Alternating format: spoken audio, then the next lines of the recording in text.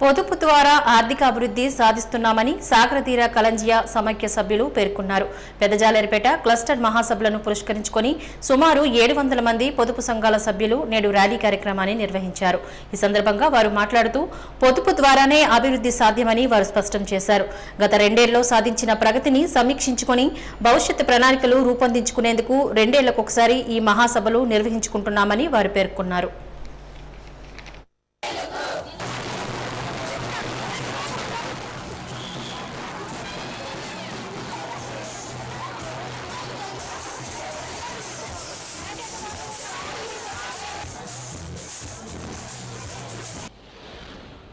మాకు 57 సంఘాలు ఉన్నాయి. మేము 3 సంవత్సరాలకు ఒకసారి క్లస్టర్ మహాసభ చేసుకుంటాము.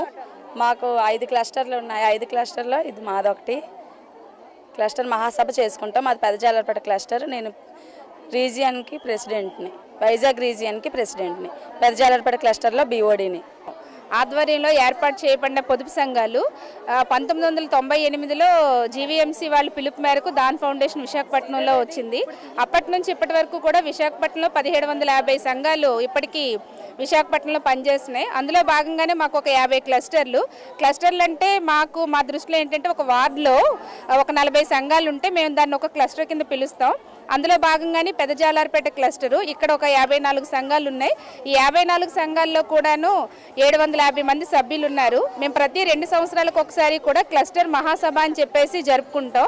ఈ మహాసభ సందర్భంగా ఏంటంటే మా యొక్క సభ్యులకి మేము ఈ సంవత్సరంలో అసలు ఏం చేసాం, ఈ 2 సంవత్సరాల్లో ఈ క్లస్టర్ పరిధిలో జరిగిన అభివృద్ధి కానీ అసలు ఏ రకమైన పరిణితి చెందాము, ప్లాన్ తీసుకొని ముందుకి వెళ్ళాలి, గతంలో జరిగిన ప్రోగ్రెస్ని మనం చెప్పుకుంటూ ఈ సంవత్సరం ప్రణాళిక ఏ రకంగా ఉండాలి, దాన్ని మనం సాధించాలంటే సభ్యులందరూ కూడా ఏ రకంగా మనం కలిసి భవిష్యత్తులో పనిచేయాలి అనే దాని మీద సమీక్ష తర్వాత ప్రణాళిక అనేది చేసుకోవటం అనేది జరుగుతుంది.